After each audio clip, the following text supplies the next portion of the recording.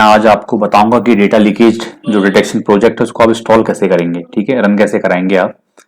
तो सबसे पहले आपको जो प्रोजेक्ट है वो हम जीमेल में आपको प्रोवाइड करा रहे हैं और उसको चलाने के लिए आपको दो सॉफ्टवेयर चाहिए। पहला सॉफ्टवेयर तो आपका ये जैम्प है, ठीक है, जो आप यहाँ पे देख पा रहे हैं। इसको आपने प्रॉपरली इंस्टॉल कर लेना है।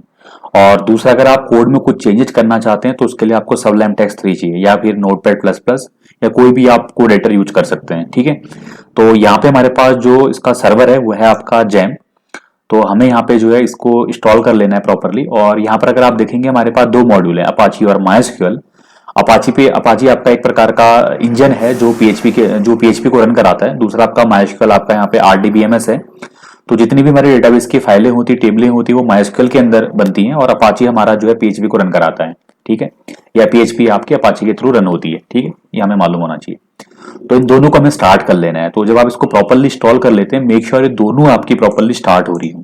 ठीक है, तो देखो मैंने दोनों को स्टार्ट कर दिया हुआ है। तो थोड़ी देर के लिए यहाँ पे येलो कलर आपका दिखाई दे रहा है। तो ये दोनों ग्रीन होने चाहिए। अगर ये दोनों ग्रीन हो जा रहे हैं इट मीन्स आपका जो अपाची और माइस्क्यूएल है वो प्रॉपरली रन हो रहे हैं। देखिए आपका यहाँ पे अपाची ग्रीन हो चुका है, माइस्क्यूएल ग्रीन हो चुका है और दोनों जगह पे स्टॉप स्टॉप वैल्यू आ रही है। इनको स्टॉप नहीं करना है, आपने स्टार्ट करके इसे छोड़ देना है, उसको आप मिनिमाइज कर सकते हैं। ठीक है, ये आपने कर लिया। दूसरा आपने काम क्या करना है, जब आप जैम को इंस्टॉल कर रहे थे तब आपको ये देखना है कि आपका जैम कहाँ पे इंस्टॉल हुआ है।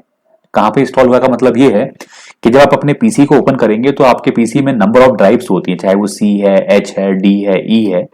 तो नॉर्मली जो आपकी होती है वो विंडो सी के अंदर इंस्टॉल होती है। अगर आपने इंस्टॉल करते वक्त पाथ को चेंज किया है तो वो फिर डी ई एच में कहीं पर भी आपकी इंस्टॉल हो सकती है। ठीक है, तो नॉर्मली जो अभी हमने इसको इंस्टॉल किया हुआ है सी के अंदर इंस्टॉल किया हुआ है। तो अगर आप यहाँ नीचे इसको अगर आप स्क्रॉल करेंगे तो आपके पास यहाँ पे जैम नाम का फोल्डर है। जैम नाम के फोल्डर को ओपन करिए और उसके अंदर htdocs नाम का एक फोल्डर है, इसको ओपन करिए। तो जितने भी आपके प्रोजेक्ट होते हैं पीएचपी के वो यहाँ पर htdocs के यहाँ इस फोल्डर के अंदर हम रखते हैं। तो आपने करना क्या है, जो अपना डेटा लीकेज का प्रोजेक्ट है उसको आपने एक्सट्रैक्ट करके यहाँ पे रख देना है। Make sure data leakage folder के अंदर डेटा लीकेज फोल्डर नहीं होना चाहिए। अगर होता है तो आपको यूआरएल पे वही पाथ देना पड़ेगा और वैसे आपको चलाना पड़ेगा। तो मैं ये चाहता हूं कि लोकल होस्ट के बाद सिर्फ डेटा अंडरस्कोर लीकेज लिखने की हमें जरूरत पड़े। तो उसके लिए आपको करना है क्या, जो डेटा लीकेज नाम का फोल्डर होगा वो डेटा लीकेज फोल्डर से बाहर आप निकाल सकते हैं। तो वो कुछ ऐसा होना चाहिए। अगर आप डेटा लीकेज फोल्डर को आप यहाँ पे देखेंगे, इसके अंदर आपको डायरेक्ट ये फाइलें मिलनी चाहिए, जैसे index.php, asset, server, views, direct मिलनी चाहिए।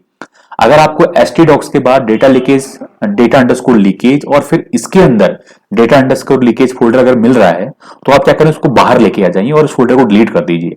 तो आपकी जो फाइलों का स्ट्रक्चर होना चाहिए कुछ ऐसा होना चाहिए, जैम, htdocs, डेटा लीकेज और उसके अंदर आपकी सारी फाइलें होनी चाहिए। ठीक है, तो सबसे पहला काम क्या है कि आपको जैम इंस्टॉल कर लेना है प्रॉपरली और जैम को आपने रन करा लेना है। उसमें अपाची और माइस्क्यूएल को दोनों प्रॉपरली रन हो रहे हो, ग्रीन कलर यहाँ पे सो रहा हो, इस बात को आपको ध्यान देना है। स्टार्ट करते ही डायरेक्ट स्टार्ट का बटन आपको दिखाई दे रहा है, इट मींस अपाची और माइस्क्यूएल किसी कोई मॉड्यूल आपका प्रॉपरली इंस्टॉल नहीं हुआ है। इस केस में आप इसको दोबारा अनइंस्टॉल करके दोबारा इंस्टॉल करें और ध्यान दें कि दोनों ग्रीन होने चाहिए और दोनों जगह पे आपका स्टॉप स्टॉप दिखाई देना चाहिए। स्टार्ट अगर आपको दोबारा दिखाई दे रहा है इसका मतलब आपने उसको प्रॉपरली इंस्टॉल नहीं किया हुआ या किसी तरह से वो क्रैश हो चुका है। ठीक है, इसको मैं मिनिमाइज करूंगा और आप htdocs के अंदर अपना जो प्रोजेक्ट है डेटा अंडरस्कोर लीकेज ऐसा आप इसको यहाँ पे रख लेंगे। ठीक है, तो इसको मैं यहाँ पे कर रहा हूँ मिनिमाइज और अब हम यहाँ पे ब्राउजर को ओपन करेंगे। ठीक है, अगला जो स्टेप हमारा यहाँ पे होगा, ब्राउजर में जाके आपको लिखना है यहाँ पे लोकल होस्ट। ठीक है, ऐसे आपको लोकल होस्ट लिखना है और उसके बाद लोकल होस्ट स्लैश करके आपको अपने उसका नाम लिखना है प्रोजेक्ट का। तो मैं यहाँ पे लिख रहा हूँ डेटा अंडरस्कोर लीकेज, जैसा भी वहां पर आपका नेम है उसका। तो अगर हमने इस तरह से लिखा हुआ है तो आप इस तरह से इसको रखेंगे। तो जब आप इसको रन कराएंगे तो कुछ इस तरह से ये रन हो जाएगा। ठीक है, नॉर्मली अभी मैंने इसमें क्या किया हुआ है, डेटाबेस बनाया हुआ है और डेटाबेस बनाने के लिए आपको करना क्या है, लोकल होस्ट स्लैश php माई एडमिन लिखना है आपको ऐसे। ठीक है, ये आप ओपन कर लेंगे यहाँ पे। तो ये आपका डेटाबेस को एक्सेस करने का एक यूआरएल है। ठीक है, लोकल होस्ट स्लैश php माई एडमिन। यहाँ से हम माइस्क्यूएल का जो भी डेटाबेस है उसको मैनेज करेंगे और यहाँ पे हमारे पास क्या है, लोकल होस्ट डेटा लीकेज जहां पे हमारा प्रोजेक्ट रन हो रहा है। ठीक है, ये इस तरह से, तो थोड़ा ये टाइम ले सकता है। ठीक है, इस तरह से। अब क्योंकि मैंने डेटा अंडरस्कोर लीकेज करके ऑलरेडी यहाँ पे बनाया हुआ है तो ये कुछ अलग प्रकार के एरर, इसको मैं इग्नोर करता हूँ। डेटाबेस पे अगर वापस में क्लिक करूं इधर पे तो आप देखेंगे यहाँ पे ना डेटा अंडरस्कोर लीकेज नाम का जो ये डेटाबेस है ये ऑलरेडी बना हुआ है। ठीक है, तो यहाँ पे अभी हमारे पास कुछ प्रॉब्लम आई थी मुझे लग रही है ठीक है, यहाँ पे शो हो रहा है क्योंकि मैं इसको लेट्स सी यहाँ से हम इसको ड्रॉप कर लेते हैं पहले, ड्रॉप डेटाबेस एंड हमारे इस प्रोजेक्ट का नाम है डेटा अंडरस्कोर लीकेज। ठीक है, क्योंकि मैंने ऑलरेडी बनाया हुआ है तो आपको इसे करने की जरूरत नहीं है। Drop database statements are disabled, तो किसी प्रकार की यहाँ पे प्रॉब्लम आ रही है तो आपको करना क्या है, यहाँ न्यू पे क्लिक करना है। ठीक है, न्यू पे क्लिक करना है और यहाँ पे डेटाबेस का नाम देना है डेटा अंडरस्कोर लीकेज। इसी का ऐसा ही आपको नाम देना है क्योंकि मैंने कोडिंग के अंदर ये सेटअप किया हुआ है, डेटा अंडरस्कोर लीकेज। एक साथ ना लिखें, डैश ना लगाएं, डेटा अंडरस्कोर लीकेज लिखें। प्रॉपर स्पेलिंग को आप राइट करें, क्रिएट करते हैं। जैसा आप क्रिएट करेंगे यहाँ पे एक मैसेज आ जा रहा है कैन नॉट क्रिएट डेटाबेस, क्योंकि ये डेटाबेस मेरा ऑलरेडी एग्जिस्ट है तो दोबारा नहीं बनेगा। मैं इसको अभी डिलीट नहीं कर पा रहा हूँ तो मैं अभी इसको देख भी नहीं रहा हूँ। तो आप देखेंगे यहाँ पर हमारे पास डेटा अंडरस्कोर लीकेज नाम का जो है डेटाबेस बना हुआ है। जब आप इसमें क्लिक करेंगे और जैसे आप इस प्रोजेक्ट को यहाँ पे रन कराएंगे, इसके अंदर की जो टेबल्स है ना वो ऑटोमेटिक बन जाएंगे। इसके लिए आपको कोई चिंता करने की जरूरत नहीं है, ये ऑटोमेटिक बन जाएंगे यहाँ पे। ठीक है, तो ये हमारा ऐसा इसका फ्रंट एंड दिखाई दे रहा होगा। अब अगर आप यहाँ पे देखेंगे हमारे पास यूजर्स करके यहाँ पे फाइल है। ठीक है, या मैं एक काम कर लेता हूँ, यहाँ से टेबल तो मैं डिलीट कर लेता हूँ यहाँ से। ठीक है, तो ये मैं ड्रॉप कर लेता हूँ सबके सब, ये मैंने ड्रॉप कर लिए हुई है। अब देखिए मैं यहाँ पे इसको दोबारा ऐसे रिफ्रेश कर रहा हूँ और जैसे मैंने अपना फ्रंट एंड रिफ्रेश किया, क्योंकि हमने क्या किया हुआ, जैसे कनेक्शन एस्टैब्लिश हो रहा है आपकी सारी की सारी डेटाबेस की टेबल हम लोग जनरेट करते रहे। देखिए यहाँ पर आपका ये सारी की सारी जनरेट हो गई हैं। और अगर आप यहाँ यूजर्स पे क्लिक करेंगे तो आपका एक डिफॉल्ट यूजर हमने यहाँ पे क्रिएट किया हुआ है जो कि है admin@gmail.com 12345। इसका यूजर टाइप है आपका एडमिन बाय डिफॉल्ट। आप चाहें तो यहाँ से एडिट करके जो एडमिन का पासवर्ड है 12345 इसको आप चेंज कर सकते हैं। ठीक है, अभी मैंने इस पर कोई इंक्रिप्शन भी नहीं लगाया हुआ है और आगे रिक्वायरमेंट होने पे इन पे इंक्रिप्शन लगाया जा सकता है कि पासवर्ड आपका हाइड रहे। फिलहाल अभी मैंने इसको शो किया हुआ है। ठीक है, तो मैं यहाँ पे लॉग इन करूंगा। जब मैं लॉगिन कर रहा हूं तो मैं बाय डिफॉल्ट पहले एडमिन के अकाउंट से लॉगिन कर रहा हूं, admin@gmail.com। पासवर्ड सिंपल जो आपका हमारा है 12345, बकाया आप इसको अपडेट कर सकते हैं। तो जैसे आप एडमिन के अकाउंट से इसको लॉगिन करेंगे तो आपको कुछ इस तरह का एडमिन जो है डैशबोर्ड दिखाई देगा। पहला ऑप्शन यहाँ पे प्रोफाइल का है। जब आप प्रोफाइल पे क्लिक करेंगे तो आपको यहाँ पे अपनी बेसिक प्रोफाइल यहाँ पे नजर आ रही होगी और अगर आप उसको बदलना चाहते हैं तो आप यहाँ एडिट पे क्लिक करिए और एडिट पे क्लिक करने पे आप अपना यूजर नेम चेंज कर सकते हैं, आप अपना मोबाइल नंबर चेंज कर सकते हैं। फॉर एग्जांपल मैंने ये ले लिया। आप जेंडर चेंज कर सकते हैं, पासवर्ड चेंज कर सकते हैं। मैंने इसको सेव चेंजेस कर दिया। जैसे मैंने सेव चेंजेस किया, सक्सेसफुली अपडेट का मैसेज यहाँ पे आ गया, मोबाइल नंबर हमारा चेंज हो गया है। और यहाँ से चाहें तो आप प्रोफाइल को चेंज कर सकते हैं। ठीक है, वापस हम एडमिन पे क्लिक करेंगे तो अपने डैशबोर्ड पे पहुंच जाएंगे। अब हमारे पास यहाँ पे अगर हम देखें इधर डेटा अंडरस्कोर लीकेज के अंदर कोई फाइल नहीं है। यहाँ पे अगर हम डेटा अंडरस्कोर फाइल पे अगर हम लोग जाएं, यहाँ पे कोई फाइल नहीं है क्योंकि हमने किसी फाइल को किसी और दूसरे यूजर के साथ शेयर नहीं किया। तो एडमिन का जो अकाउंट है वो बाय डिफॉल्ट क्रिएटेड रहता है और मैं यहाँ से लॉग आउट कर रहा हूँ और यहाँ पे मैं जाके लॉगिन पे क्लिक करूंगा। और अगर हमारे पास कोई दूसरा अकाउंट नहीं है और अगर हम बनाना चाहते हैं तो हम डज नॉट हैव अकाउंट पे क्लिक करेंगे। जैसे हम यहाँ पे क्लिक करेंगे आपका यहाँ पे यूजर नेम पूछेगा। तो फॉर एग्जाम्पल के लिए मैं यहाँ पे यूजर1 ऐड कर रहा हूँ और इसकी मैं जो ईमेल आईडी है वो ऐड कर रहा हूँ user1@gmail.com and password is 12345। Simply मैं यहाँ पे रख रहा हूँ और रजिस्टर कर रहा हूँ। तो जैसे हम ये करेंगे हमें एक मैसेज आएगा your account created successfully now log in. ठीक है, अब हम यहाँ पे अगर यूजर को एक्सेस करना चाहें अकाउंट को यूजर1 का और पासवर्ड में लिख रहा हूँ 12345 एंड लॉग इन पे क्लिक कर रहा हूँ तो आप देख रहे हैं यहाँ पे एक मैसेज आ रहा है fail to log in, your account not approved by the admin. आपने अकाउंट क्रिएट तो कर दिया है बट इसको अप्रूवल चाहिए एडमिन के थ्रू। तो हम क्या करेंगे, वापस से हम यहाँ पे लॉगिन करेंगे लेकिन इस बार लॉगिन करेंगे एडमिन के ईमेल आईडी से और पासवर्ड डालेंगे यहाँ पे 12345 एंड लॉगिन करेंगे। जैसे लॉगिन करेंगे यहाँ पर अगर हमारे पास एक ऑप्शन है यूजर रजिस्ट्रेशन रिक्वेस्ट, जब आप इसमें क्लिक करेंगे जितने भी आपके यूजर रजिस्टर्ड हुए हैं उनको ब्लॉक करना है, एक्टिवेट करना है या रिमूव करना है, वो सारी आपको फंक्शनिंग इसके अंदर मिलेगी। मैं user1@gmail को एक्टिवेट करना चाहता हूँ तो मैंने जैसे यहाँ पे एक्टिवेट पे क्लिक किया तो आप देखिए यहाँ पे डीएक्टिवेट का बटन आ गया। इट मीन ये एक्टिवेट हो चुका है। अब हम यहाँ से करेंगे लॉग आउट और वापस हम लोग लॉग इन करेंगे और ईमेल आईडी पे हम लोग लिखेंगे यहाँ पे user1@gmail.com and password is 12345। Now this user is activated. तो हम लॉगिन पे जब हम लोग क्लिक करेंगे तो देखिए हम यहाँ पे डैशबोर्ड में पहुंच चुके हैं और हमारे पास कुछ मिनिमल जो है हमारे पास ऑप्शन है, जैसे कि हम लोग अपना प्रोफाइल चेंज कर सकते हैं लाइक एडमिन और हम यहाँ पे फाइल को सेंड कर सकते हैं, send file with the other user. And यहाँ पे हम लोग जो है जो भी हमारी की रिक्वेस्ट आती है, देखो की रिक्वेस्ट कब आती है, जब भी हम कोई फाइल अपलोड करते हैं ठीक है किसी दूसरे यूजर के लिए, करस्पॉन्डिंग उसकी एक की जो है जो सीक्रेट की होती है वो जनरेट हो जाती है। तो जब वो यूजर हमसे ये आस्क करता है कि मुझे सीक्रेट की दीजिए या सीक्रेट की शेयर कीजिए फाइल को डाउनलोड करने के लिए, तो वो रिक्वेस्ट हमें मिलती है की रिक्वेस्ट के अंदर। और जितनी भी फाइलें हमने सेंड की होती हैं, दूसरे के साथ शेयर की होती हैं, उनकी सारी इंफॉर्मेशन फाइल सेंड बाय मी के ऑप्शन पे यहाँ पर आपको दिखाई देता है। ठीक है, अभी कोई यहाँ पर नहीं है तो नो यूजर्स फाउंड करके यहाँ पे मैसेज आया। तो जितनी भी फाइलें हमारे द्वारा शेयर की जाती हैं वो हमें मिलेंगी फाइल सेंड बाय मी में, और दूसरी जो दूसरे लोगों के द्वारा, जो दूसरे हमारे यूजर हैं उनके द्वारा जो शेयर किया जाएगा वो हमें मिलेगा फाइल सेंड बाय अनदर में। ठीक है, तो ये सारा डिटेल हमें मिलता है इस ऑप्शन के अंदर। अब मान लीजिए हमें किसी दूसरे यूजर को जो है डेटा शेयर करना है। फॉर एग्जाम्पल मैं यहाँ से लॉग आउट कर लेता हूँ और एक और अकाउंट बना लेता हूँ मैं user2 करके। तो user2 और मेरी जो ईमेल आईडी है वो होगी user2@gmail.com। पासवर्ड भी यहाँ पे सिंपल रख रहा हूँ 1 2 3 4 5 एंड यहाँ से रजिस्टर्ड कर रहा हूँ क्रिएटेड। और वापस मुझे इस user2 को भी जो है अलाउ करना पड़ेगा, एक्टिवेट करना पड़ेगा फ्रॉम द एडमिन पैनल।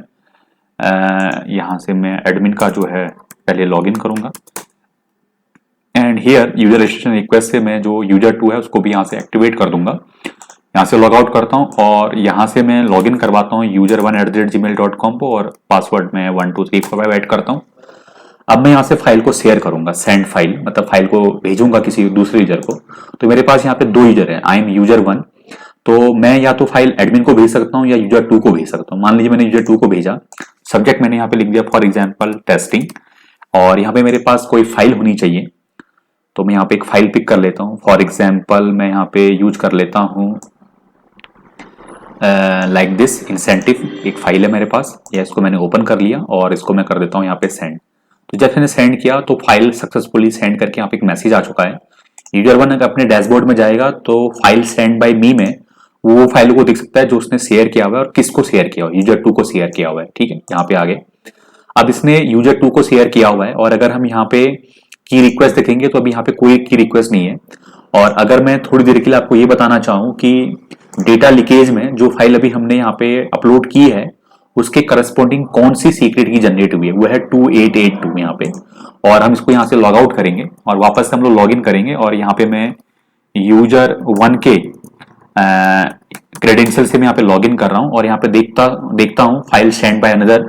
तो एक्चुअली शायद user1 ने शेयर किया हुआ था तो मुझे user2 से करना पड़ेगा, user2 and password is 1 2 3 4 5 and log in.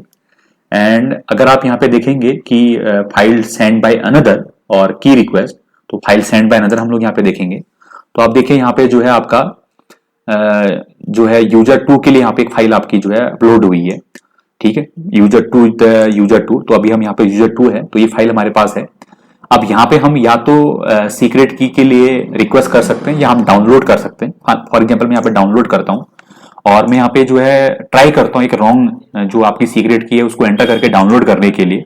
तो आप देखेंगे यहाँ पर हमारे पास क्या आ रहा है, इनवैलिड सीक्रेट की आ रहा है और एक मैसेज आ रहा है try again and only 1 attempt left. तो हमने क्या कर दिया यहाँ पे 2 अटेम्प्ट के लिए इसको अप्लाई कर दिया कि अगर जो व्यक्ति है अगर वो 2 अटेम्प्ट मतलब गलत करता है तो ये ब्लॉक हो जाए।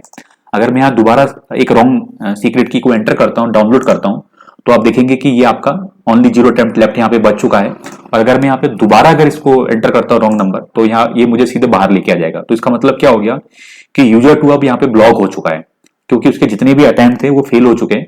तो हम यहाँ पे लॉग आउट पे क्लिक करेंगे, लॉग इन पे क्लिक करेंगे और यहाँ से अगर हम एडमिन पैनल में जाएं, जो हमारा डैशबोर्ड है यहाँ पे एडमिन पोर्टल का आपका, अगर आप यहाँ पे देखेंगे तो एडमिन को एक लीक मैसेज मिल चुका है कि ये जो आपका यूजर है, कौन, user2 tries to download file. ये जो user2 है वो इस फाइल को डाउनलोड करने के लिए ट्राई कर रहा है। ठीक है, एक रॉन्ग ट्राई यहाँ पे हुआ है। और दूसरा अगर हम यहाँ पे देखेंगे लीकर करके, क्योंकि अभी इसने लीक नहीं किया है इस फाइल को, सिर्फ ट्राई किया हुआ है तो यहाँ पे कोई इन्फॉर्मेशन हमारे पास नहीं होगी। और दूसरा अगर हम यहाँ पे देखें यूजर रजिस्ट्रेशन रिक्वेस्ट के अंदर जो हमारा user2 है वो ब्लॉक हो चुका है और यहाँ पे हमारे पास ऑप्शन है इसको अनब्लॉक करने के लिए या डीएक्टिवेट करने के लिए। ठीक है, तो हम चाहें तो इस अकाउंट को डीएक्टिवेट कर सकते हैं कि दोबारा यूजर इसको जो है एक्सेस ही ना कर पाए। और दूसरा ये अनब्लॉक है। अनब्लॉक से होता क्या है, जब हम यहाँ पे user2 के अकाउंट से लॉग इन करेंगे, मतलब जो उसके क्रेडेंशियल हैं, तो हम यहाँ पे अपने डैशबोर्ड पे जा ही नहीं पाएंगे। ठीक है, हमारे पास यहाँ पे जो है एक एक्सेस ही नहीं है डैशबोर्ड में जाने का। अगर आप यहाँ पे क्लिक करेंगे, देखिए ये बिल्कुल हमें ब्लॉक कर दिया गया है। यहाँ पे हम लॉग आउट करेंगे और हम एडमिन को रिक्वेस्ट करेंगे कि हमारे अकाउंट को जो है यहाँ पे अनब्लॉक किया जाए। तो मैंने दोबारा से एडमिन के अकाउंट से यहाँ पे जो है लॉग इन किया विद पासवर्ड 1 2 3 4 5। तो एडमिन यहाँ पे जाएगा यूजर रिक्वेस्ट के अंदर और जो ये यूजर है इसको हम यहाँ पे कर देंगे अनब्लॉक। अनब्लॉक करने के बाद हम करेंगे लॉग आउट और फॉर एग्जाम्पल जो user2 है वो दोबारा से अपना अकाउंट जो है एक्सेस करना चाह रहा है विद द सेम क्रेडेंशियल, तो अभी सक्सेसफुली आपका क्या हो चुका है, डैशबोर्ड पे लॉगिन हो चुका है। तो अगर ये दोबारा ये देखे कि फाइल सेंड बाय अनदर, यहां पर अगर वो जाए और इस समय अगर ये रिक्वेस्ट करता है कि मुझे सीक्रेट की चाहिए, और तो जैसे यहाँ पे सीक्रेट की करेगा ऐसे, तो यहाँ पर एक मैसेज आ चुका है, रिक्वेस्ट सक्सेसफुली सेंड, जो आपकी रिक्वेस्ट वो सेंड हो चुकी है। और अब स्टेटस अगर आप देख पाए, यहाँ पे मैसेज आ रहा है पेंडिंग, मतलब आपने रिक्वेस्ट भेज तो दी है बट अभी स्टेटस जो आपका पेंडिंग है, और जो यूजर 1 ने उसने भी आपको जो सीक्रेट की वो शेयर नहीं किया। लॉग आउट करिए, लॉगिन पे जाइए और यहाँ पे आप सेम यूजर 1 के क्रेडेंशियल से लॉगिन करिए। आपने लॉगिन किया, देन अगर आप यहाँ की रिक्वेस्ट के पास अगर आप जाते हैं की रिक्वेस्ट ऑप्शन में, तो आप देखिए हमारे पास ऑप्शन आ चुका है कि हमारे पास एक रिक्वेस्ट आई है फाइल को डाउनलोड करने के लिए, एक रिक्वेस्ट की गई है सीक्रेट की शेयर करने के लिए। तो या तो हम यहाँ से डिक्लाइन कर सकते हैं या हम यहाँ से शेयर कर सकते हैं। तो अगर मैं यहाँ से शेयर की कर दूं तो देखिए यहाँ पे मैसेज आ चुका है शेयर्ड करके, ठीक, कि हमने जो है सीक्रेट की वो शेयर कर दी है। मैं यहाँ से लॉग आउट करूंगा और यहाँ पे मैं यूजर 2 के क्रेडेंशियल से फिर से मैं यहाँ पे लॉग इन करूंगा। तो जैसे मैंने लॉग इन किया और मैं यहाँ पे अगर देखूं फाइल सेंड बाय अनदर के उसके यहाँ पे, तो हमारे पास अब यहाँ पे मैसेज पेंडिंग नहीं आ रहा है, यहाँ पे मैसेज आ रहा है शेयर्ड 2882, ठीक है। तो ये हमारी सीक्रेट की है, हमने इसको किया यहाँ पे कॉपी, डाउनलोड पे किए और यहाँ पे हमने एंटर किया 4 डिजिट का अपना सीक्रेट की 2882 और इसको हमने डाउनलोड किया। जैसे हम डाउनलोड पे क्लिक करेंगे तो आप देख पा रहे हैं यहाँ पे सक्सेसफुली आपकी फाइल डाउनलोड होने लग गई है, ठीक है। तो अगर मैं यहाँ पे इसको ओपन करूं तो ये प्रॉपर्ली आपका यहाँ पे ओपन हो जाएगा, फाइल डाउनलोड हो चुकी है। तो इस तरह से हम लोग जो है इसको एक्सेस करते हैं। तो मैं यहाँ पे काम करता हूँ, फिर से यूजर 2 के डैशबोर्ड में जाता हूँ। अब इस बार मैं यूजर 2 के अकाउंट से यूजर 1 को डेटा शेयर करता हूँ और यहाँ पे मैं टेस्टिंग करके एक फाइल बना रहा हूँ और यहाँ पे मैं सेम फाइल जो है अपलोड कर रहा हूँ, for example this one, and open में यहाँ पे कर रहा हूँ और मैंने इसको सेंड कर दिया। तो मैंने अभी यहाँ पे क्या कर दिया, यूजर 2 में हूँ और मैंने यूजर 1 को डेटा शेयर कर दिया है। यूजर 2 में मैं जाऊंगा यहाँ पे और अगर मैं यहाँ पे देखूं डेटाबेस के अंदर, फॉर एग्जांपल के लिए आप क्योंकि ऐसा देखेंगे नहीं, तो हमारी एक सीक्रेट की जनरेट हुई है 8694। फॉर एग्जांपल आपका जो यूजर 1 है उसने ये गेस कर लिया है, ठीक है। अभी हम यूजर 2 हैं और हमने डेटा शेयर किया यूजर 1 के लिए। इमेजिन करिए कि 8694 सीक्रेट की यूजर 1 ने गेस कर ली है, तो क्या हो जाएगा, लीक हो जाएगा। तो अगर यहाँ पे यूजर 1 अपने क्रेडेंशियल से लॉगिन करता है, यहाँ पे लॉगिन करता है और फाइल सेंड बाय अनदर पे यहाँ पे अगर जाता है तो यहाँ पर वो सीधे डाउनलोड पे क्लिक कर सकता है और जो भी उनकी सीक्रेट की है वो यहाँ पे एंटर करता है। तो अभी हमारे पास जो सीक्रेट की है वो है 8694। तो यहाँ पे मैं 4 डिजिट का जो नंबर है वो ऐड कर रहा हूँ 8694 और डाउनलोड पे क्लिक कर रहा हूँ। जैसे मैंने डाउनलोड किया आप देख पाएंगे ये फाइल विदाउट सीक्रेट की के डाउनलोड हो चुकी है, मतलब बिना आस्क किए हुए। तो मैंने 8694 को यहाँ पे गेस कर लिया हुआ है, मतलब मैंने बिना सीक्रेट की रिक्वेस्ट आस्क किए हुए सीक्रेट की को गेस किया और इसको फाइल को मैंने लीक कर दिया हुआ है। तो जैसे मैं यहाँ पे लॉग आउट करूंगा और लॉग इन करने पे वापस मैं एडमिन पैनल पे जाऊंगा, एडमिन अपना जो पैनल है उसको ओपन करेगा 1 2 3 4 5। तो आप यहाँ पे देख पाएंगे कि ये जो आपका यूजर है इसने ट्राई किया हुआ है फाइल को डाउनलोड करने के लिए, एक मैसेज हमें यहाँ पे भी आ रहा है। और दूसरा अगर हम यहाँ लीकर के ऑप्शन में जाएं, यहाँ पे लीकर पे अगर हम लोग क्लिक करें तो आप देख पाएंगे कि यहाँ पे जो यूजर 1 है वो एक प्रकार का लीकर डिनोट हो रहा है, मतलब इस यूजर ने इस फाइल को बिना सीक्रेट की आस्क किए हुए डाउनलोड कर लिया गेस करके। तो ऐसे हम जो है एक ऑर्गेनाइजेशन के अंदर जो हमारा लीकर यूजर है उसको हम लोग क्या कर सकते हैं, कैच कर सकते हैं और उसकी हमारे पास रिपोर्ट यहाँ पे आती है और ये रिपोर्ट सिर्फ एडमिन को मिलती है, ठीक है। तो इस तरह से हमारा पूरा सिस्टम काम करता है, ये सारी जो फंक्शनलिटी है, ठीक है।